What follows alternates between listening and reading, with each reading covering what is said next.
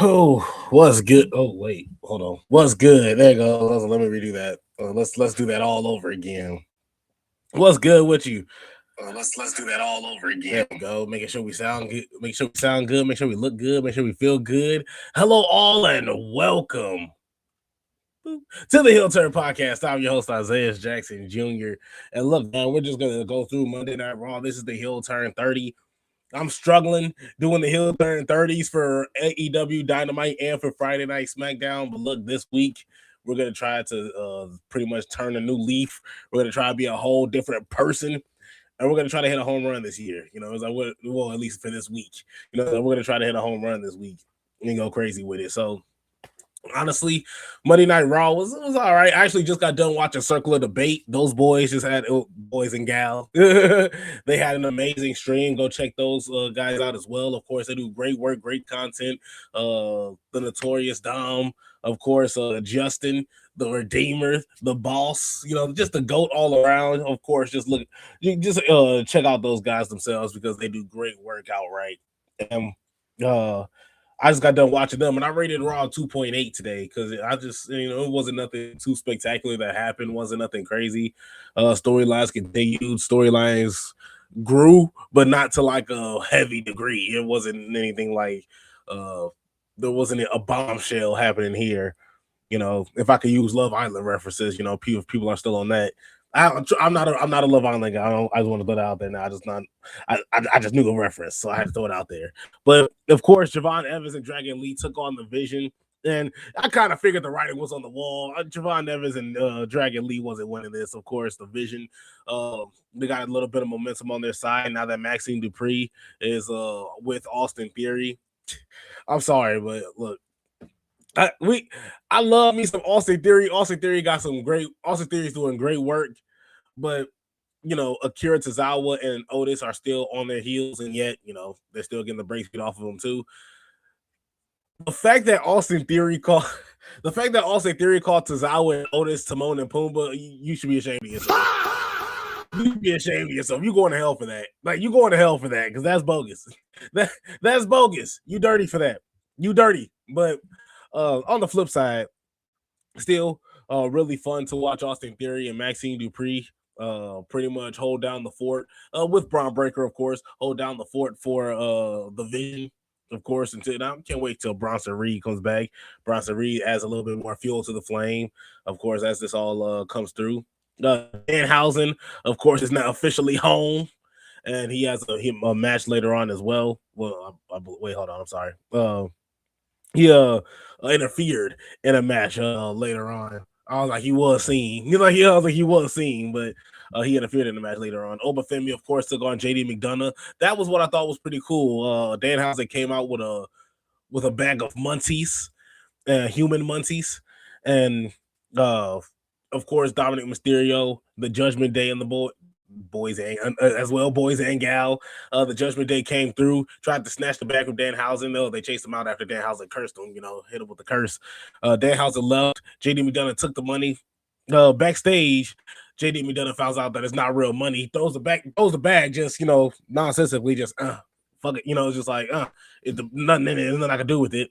And as he's arguing, Obafemi's like, hey, who, it's just like, did you throw this bag at me? And JD McDonough's like, well, it's not my bag, but I threw it. It's like JD McDonough, he stood on it. Like, he was just like, well, it's not, it is my, I did throw it, but it's just like, don't be mad at me though. He's like, you mad at the wrong person. But JD McDonough, of course, this led to a match between him and Obafemi just beat that ass. I'm sorry. Like, and a huge shout out to JD McDonough because he made him look real good. So, huge shout out to him. Solo Sikoa called out Seth Rollins. So Seth Rollins said, if you need any type of help, my brother, I got you. It's like, just say the word and I'll be there. Whatever the Jackson 5 said. And so Seth Rollins didn't say no, but he also didn't say yes either. Solo Sikoa took offense to that. And Jacob Fatu came out. He ran Solo Sikoa out, but as soon as he turned around, Seth Rollins hit him with a super kick because DTA, don't trust anybody, in the words of the great Stone Cold. Penta and Chad Gable took on Ethan Page and Rusev, which was pretty awesome. Had a dope ending. as Gable's getting ready to hit the ankle lock on Rusev, Penta jumps off of Chad Gable's back and hits Ethan Page with a Canadian destroyer or Mexican destroyer. I thought that was dope. I thought that was dope. That was pretty cool. So I'm sorry, and I'm not even trying to be funny, but and this is probably lame. I know it's lame, but like, when Adam Cole had it, it was like when Adam Cole and a lot of the guys had it, it was a Canadian destroyer. You got the Mexican destroyer here. Can I get the African American destroyer? Can I get that? Can I get the African American destroyer? Can I get that? Is that labeled somewhere? Is that labeled somewhere? Can I get that? Because I want it. I want it big time. But huge win, not huge win. It don't really, this is just a build up for their match between each other, Penta and Chad Gable. Chad Gable has to get the win. Chad Gable has to beat Penta now, immediately. I don't care. Like, this has to happen. I'm sick of Chad Gable just getting overlooked. And then I talked about this with the last clip with Sami Zayn, or the last time I talked about it with Sami Zayn. I felt like Sami Zayn had the spotlight over Chad Gable when I felt like it was Chad Gable's time. Come on, we can't keep passing up on Chad Gable. Penta already had a decent reign. Penta, even in the beginning of Penta's reign, he defended the title frequently. Kind of slowed down a bit, but it was frequent. And now, it's Chad Gable's time. Let's stop playing. Let's stop playing with Chad Gable. Like, he ain't getting any younger. We got to do this now. Like, let's not waste any time with Chad Gable. And let's make him a dominant champion. Let's make him somebody that we can fear, that he could be somebody as dominant. He could be seen as somebody that can hold potentially a main card title. It's just like, have him.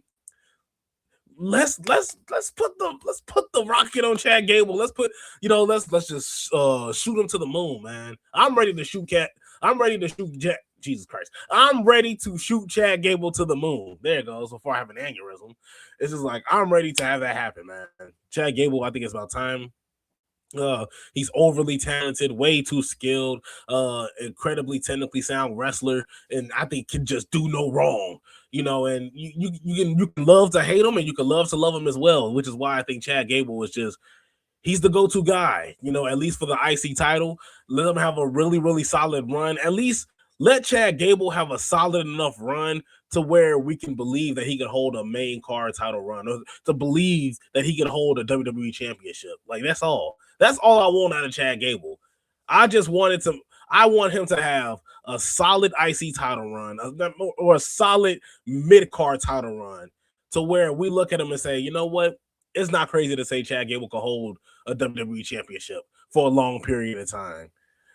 So I like that. I'm Team Chad Gable here, 100%, all the way. Team Chad Gable. Joe Hendry took on Dominic Mysterio. I ain't gonna lie, I'm getting pretty tired of this Joe Hendry guy. I'm getting a little sick of this Joe Hendry guy. Like, he's not really. I don't really care for him. The songs are cool. Yeah, the songs are cool-ish. You don't make him like The Rock. The Rock was, no biatch. It's like The Rock had classics. Joe Hendry, I'm sorry. Outside of your theme song, you ain't dropping hits. You ain't dropping banger after banger after banger. You dropping bust after bust after bust. It's just like, it ain't really much going on with our boy Joe Hendry. So, honestly, Dominic Mysterio. Oh, and we also got news. Dominic Mysterio is taking on Danhausen. So, of course, gotta love that. Which also, Danhausen was the one to interfere in this match as well, which caused Joe Hendry to defeat Rey Mysterio as well. Not really necessarily a crazy match to go on about, but still solid. Still solid, nevertheless. Then, of course, you had your main event of the evening, LA Knight taking on Jacob Fatu, which I thought was actually pretty solid. I thought this was going to be the time LA Knight. Well, Jacob Fatu is actually going into, of course, SummerSlam.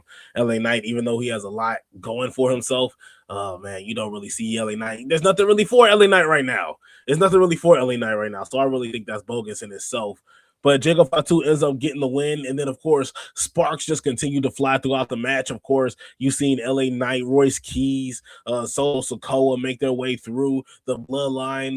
The Usos made their way, and just everybody just completely annihilated each other, more specifically LA Knight. And so, a really solid Raw. I didn't mean to just blast through it. It's supposed to be the heel turn 30, and I only went 11 minutes, so I didn't mean to just blast right through it. But it was just a solid. It was a solid Monday Night Raw. Like nothing too crazy to brag or boast about. It was just good for what it was worth. But since I have you guys here, it's just like since I have you guys here, this keeps showing up in my face, and I think it's really cool to talk about, and it's mainly about Jordan Grace.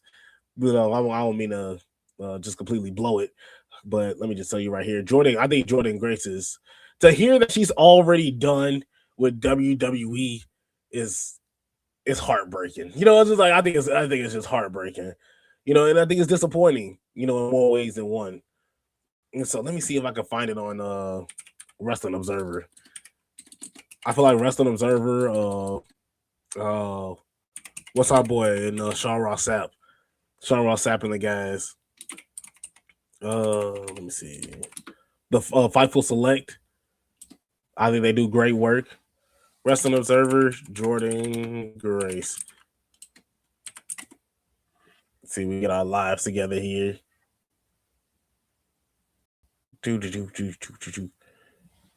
What is happening here? Okay.